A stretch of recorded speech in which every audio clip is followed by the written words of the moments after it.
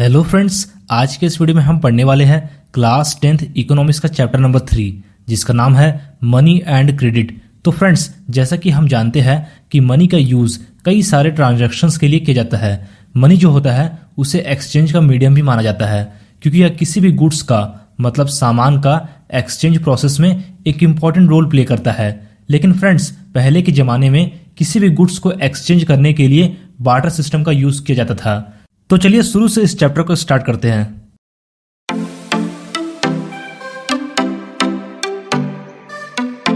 Barter system of exchange. दरअसल money के इस्तेमाल से पहले लोग बार्टर सिस्टम ऑफ एक्सचेंज के नियम का पालन करते थे। इस सिस्टम में गुड्स का एक्सचेंज डायरेक्टली दो या दो से अधिक लोगों के बीच किया जाता है जो एक दूसरे के सामान को एक्सचेंज करने के लिए तैयार होते हैं। फॉर एग्जाम्पल, फार्मर और शू मैन्युफैक्चरर को एक दूसरे के सामान की जरूरत होनी चाहिए, तो इसे डबल को इंसिडेंस ऑफ वांट्स कहा जाता है। लेकिन इस सिस्टम का सबसे मेजर ड्रॉबैक डबल को इंसिडेंस ऑफ वांट्स का अभाव था क्योंकि इसके बिना एक्सचेंज पॉसिबल नहीं था। दरअसल मनी के इस्तेमाल ने डबल को इंसिडेंस ऑफ वांट्स को समाप्त कर दिया और इस प्रकार मनी को एक्सचेंज के एक कॉमन मीडियम के रूप में एक्सेप्ट किया गया। Modern forms of money. Money के मॉडर्न फॉर्म्स में पेपर नोट्स और कॉइन्स जैसी करेंसी शामिल है। दरअसल सिक्कों के प्रचलन से पहले अनाज और मवेशियों जैसे अलग अलग वस्तुओं का उपयोग धन के रूप में किया जाता था। इसके अलावा गोल्ड, सिल्वर और कॉपर के मेटेलिक कॉइन्स का उपयोग शुरू हुआ। करेंसी। तो फ्रेंड्स, जैसा कि हम जानते हैं कि आमतौर पर करेंसी मनी का एक एक्सेप्टेड फॉर्म होता है जिनमें कॉइन्स और पेपर नोट्स शामिल है। करेंसी को गवर्नमेंट के द्वारा ऑथोराइज किया जाता है और इकोनॉमी में सर्कुलेट किया जाता है। एक्सचेंज का मीडियम के अलावा मॉडर्न करेंसी का अपना कोई उपयोग नहीं है। इंडिया में केवल reserve bank of India he currency notes issue कर सकती है। गवर्नमेंट ऑफ इंडिया के बिहाफ पर रूपी को मीडियम ऑफ एक्सचेंज के रूप में एक्सेप्ट किया जाता है क्योंकि यह कानून द्वारा वैध है। Deposits with banks. तो फ्रेंड्स, इसका मतलब यह है कि वह अमाउंट जो लोग अपने बैंक अकाउंट्स में रखते हैं, लोग अपने नाम पर बैंक अकाउंट ओपन करके अपना एक्स्ट्रा मनी बैंक्स में डिपॉजिट करते हैं। बैंक्स उन डिपॉजिट्स को एक्सेप्ट करते हैं और उन डिपॉजिट्स पर इंटरेस्ट भी देते हैं। जरूरत पड़ने पर लोग अपने मनी विड्रॉ भी कर सकते हैं। बैंक्स में डिपॉजिट अमाउंट को डिमांड डिपॉजिट्स कहा जाता है। Cheque facility. बेसिकली चेक एक पेपर होता है जो कि बैंक को एक व्यक्ति के अकाउंट से उस व्यक्ति को एक स्पेसिफिक अमाउंट पे करने का इंस्ट्रक्शन देता है जिसके नाम पर चेक इश्यू किया गया है। कैश के बजाय चेक के उपयोग से भी पेमेंट्स किया जा सकता है। Modern banking system. मनी का मॉडर्न फॉर्म्स जैसे करेंसी और डिपॉजिट्स मॉडर्न बैंकिंग सिस्टम के कामकाज से क्लोज्ड लिंक है। Loan activities of banks. Bank जो कि लोगों के डिपॉजिट्स को एक्सेप्ट करता है और इस तरह वे डिपॉजिट के तौर पर एक बड़ी रकम इकट्ठा कर लेते हैं। वे डिपॉजिट्स का एक छोटा सा हिस्सा कैश के रूप में रखते हैं। दरअसल यह उन डिपॉजिटर्स के लिए रखा जाता है जो अपने अकाउंट से मनी विड्रॉ करना चाहते हैं और बाकी डिपॉजिट्स बैंक द्वारा लोन के रूप में दिया जाता है। जब बैंक लोन देते हैं तो वे लोन लेने वाले लोगों से ज्यादा इंटरेस्ट रेट वसूलते हैं और यह बैंक्स का इनकम बन जाता है। इस प्रकार बैंक उन लोगों के बीच मीडिएटर के रूप में कार्य करते हैं जिनके पास डिपॉजिटर्स है और जिन्हें फंड्स की जरूरत है। क्रेडिट या लोन एक ऐसे एग्रीमेंट को रिफर करता है जिनमें लेंडर फ्यूचर में पेमेंट के वादे के साथ बोरोअर को मनी, गुड्स या सर्विसेज देता है। हमारी डे टू डे एक्टिविटीज में एक लार्ज नंबर ऑफ ट्रांजैक्शंस में किसी न किसी रूप में क्रेडिट शामिल होता है। 2 different credit situations. First situation में क्रेडिट का उपयोग प्रोडक्शन एक्सपेंसेस को पूरा करने के लिए किया जाता है। जब प्रोडक्शन कंप्लीट हो जाता है तो इससे अर्निंग्स बढ़ती है। यहाँ पर क्रेडिट एक पॉजिटिव रोल प्ले करता है। फॉर एग्जाम्पल, सलीम जो कि एक मैन्युफैक्चरर है, वो अपने बिजनेस के लिए लोन लेता है। फेस्टिवल सीजन के दौरान उसे ट्रेडर्स से बड़े ऑर्डर्स मिलते हैं। समय पर प्रोडक्शन पूरा करने के लिए वह रॉ मटेरियल के सप्लायर से उधार पर मटेरियल को सप्लाई करने के लिए कहता है। सप्लाई किए जाने वाले सामान के लिए वह ट्रेडर से कुछ एडवांस पेमेंट के रूप में कैश में लोन भी प्राप्त करता है। आगे चलकर हम देखते हैं कि मैन्युफैक्चरिंग साइकिल के अंत में सलीम जो है वो ऑर्डर को डिलीवर करने, अच्छा प्रॉफिट कमाने और उधार ली गई धनराशि को चुकाने में सक्षम है। सेकंड सिचुएशन में क्रेडिट बोरोअर को एक ऐसे सिचुएशन में ढकेल देता है जहां से रिकवरी बहुत ही डिफिकल्ट और पेनफुल होता है। फॉर एग्जाम्पल, स्वप्ना मूंगफली उगाने के लिए मनी लेंडर से लोन लेती है इस उम्मीद में कि उसकी फसल लोन चुकाने में मदद करेगी। तभी सीजन के बीच में फसल पर कीट लग जाते हैं और फसल बर्बाद हो जाती है। अब वह मनी लेंडर का कर्ज चुकाने में कैपेबल नहीं है और साल दर साल बड़ी मात्रा में उसका कर्ज बढ़ जाता है। फिर अगले साल स्वप्ना खेती के लिए नया लोन लेती है। इस साल यह सामान्य फसल है, लेकिन अर्निंग्स इतनी नहीं है कि पुराना कर्ज चुकाया जा सके। फिर वह कर्ज में फंस गई और कर्ज चुकाने के लिए उसे जमीन का एक हिस्सा बेचना पड़ा। इस सिचुएशन में क्रेडिट स्वप्ना को डेब्ट ट्रैप में धकेल देता है, मतलब कर्ज के जाल में धकेल देता है और उसकी कंडीशन पहले से भी ज्यादा खराब हो जाती है। Interpretation of both situations. तो फ्रेंड्स, इन दोनों एग्जाम्पल्स से हम देखते हैं कि एक सिचुएशन अर्निंग्स बढ़ाने में मदद करता है और इसलिए एक व्यक्ति की कंडीशन पहले से बेहतर होती है। बाकी सिचुएशन में फसल बर्बाद होने के कारण क्रेडिट व्यक्ति को कर्ज के जाल में धकेल देता है। क्रेडिट यूजफुल होगा या नहीं, इस सिचुएशन में यह रिस्क पर डिपेंड करता है और लॉस में कोई सपोर्ट है या नहीं, इस पर भी डिपेंड करता है।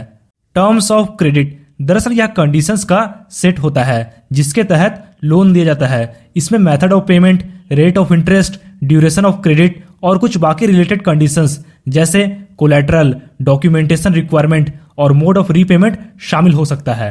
लेंडर और बोरोअर के सिचुएशन के अकॉर्डिंग टर्म्स ऑफ क्रेडिट अलग हो सकता है।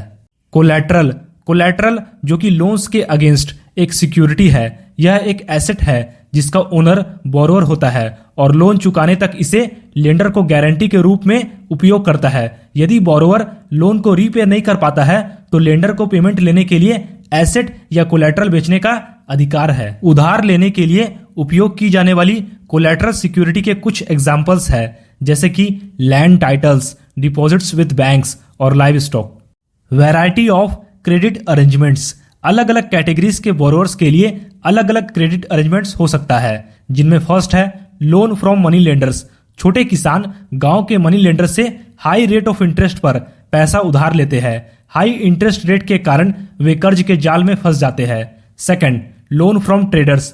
किसानों को एग्रीकल्चरल ट्रेडर्स से कम इंटरेस्ट पर लोन मिलता है, लेकिन ट्रेडर्स किसानों से यह प्रॉमिस भी करवा लेते हैं कि वे अपनी फसल उन्हें ही बेचेंगे।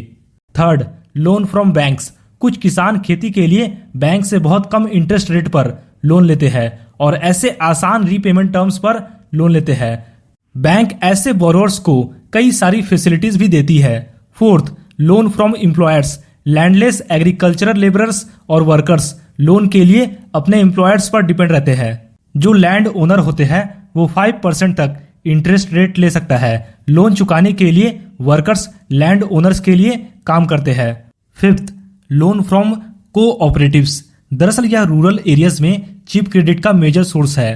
कोऑपरेटिव सोसाइटीज के किसी मेंबर को एग्रीकल्चरल इंप्लीमेंट्स का परचेज, कल्टीवेशन और agricultural trade, fisheries, construction of houses और कुछ अदर एक्सपेंसेस के लिए लोन प्रोवाइड किया जाता है।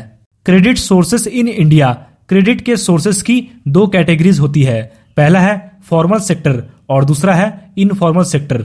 फॉर्मल सेक्टर में बैंक्स और कोऑपरेटिव सोसाइटीज शामिल होते हैं, जबकि इनफॉर्मल सेक्टर में मनी लेंडर्स, फ्रेंड्स और रिलेटिव्स, ट्रेडर्स, लैंड ओनर्स और लार्ज फार्मर्स शामिल हो सकते हैं। Features of formal sector credit. यह कंपैरेटिवली कम इंटरेस्ट रेट पर लोन प्रोवाइड करता है और लोन प्राप्त करने के लिए कोलैटरल सिक्योरिटी की जरूरत होती है। इस सेक्टर की देखरेख आरबीआई द्वारा की जाती है। इसमें बैंक और कोऑपरेटिव सोसाइटीज शामिल है। Role of RBI in formal sector. Formal sector credit provide करने में आरबीआई का बहुत बड़ा रोल है। आरबीआई के मेजर रोल को कई सारे पॉइंट्स में बताया गया है, जिनमें फर्स्ट पॉइंट यह है कि आरबीआई यह सुनिश्चित करता है कि बैंक न केवल प्रॉफिट कमाने वाले बिजनेसेस और ट्रेडर्स को लोन दे सके, बल्कि small farmers, small scale industries और स्मॉल बोरोअर्स को भी समय समय पर लोन दे सके। सेकंड पॉइंट यह है कि बैंक द्वारा आरबीआई को यह जानकारी देनी होगी कि वे कितना लोन दे रहे हैं और वे किसे और किस इंटरेस्ट रेट पर बोरोअर को लोन दे रहे हैं। थर्ड पॉइंट यह है कि बैंक को जितना डिपॉजिट्स मिलता है उनमें से बैंक एक मिनिमम कैश बैलेंस को मेंटेन रखता है। एक्चुअली आरबीआई कैश बैलेंस को मेंटेन रखने में बैंक की निगरानी करता है। Features of informal sector credit, यह सेक्टर दिए गए लोन्स पर ज्यादा इंटरेस्ट रेट लेता है क्योंकि इस सेक्टर की निगरानी के लिए कोई ऑर्गेनाइजेशन नहीं है। इस सेक्टर में डेब्ट बढ़ सकता है क्योंकि बोरोअर को वापस भुगतान करने में कठिनाई होती है। जो लोग इनफॉर्मल सेक्टर में उधार लेकर इंटरप्राइज स्टार्ट करना चाहते हैं वे उधार लेने की हाई कॉस्ट के कारण ऐसा नहीं कर सकते हैं। हालांकि अभी भी अर्बन और रूरल एरियाज में गरीब परिवार अपनी बोरोइंग नीड्स के लिए इनफॉर्मल सोर्सेस पर डिपेंड है क्योंकि उन्हें किसी कोलैटरल की जरूरत नहीं होती है। Self help groups for the poors, self help groups को शॉर्ट में हम लोग SHGs भी कहते हैं। सेल्फ हेल्प ग्रुप आमतौर पर एक ही नेबरहुड के लोगों का एक ग्रुप होता है जिनकी सोशल और इकोनॉमिक बैकग्राउंड्स एक जैसी होती है। वे अपनी एबिलिटी के अकॉर्डिंग रेगुलरली मिलते हैं और पैसे बचाते हैं। ग्रुप के मेंबर्स अपनी जरूरतों को पूरा करने के लिए ग्रुप से ही स्मॉल लोन ले सकते हैं। ग्रुप इन लोन्स पर मनी लेंडर्स से कम इंटरेस्ट लेता है। 1 या 2 वर्षों के बाद यदि ग्रुप रेगुलर पैसे बचाता है तो वह बैंक से लोन लेने के लिए एलिजिबल हो जाता है।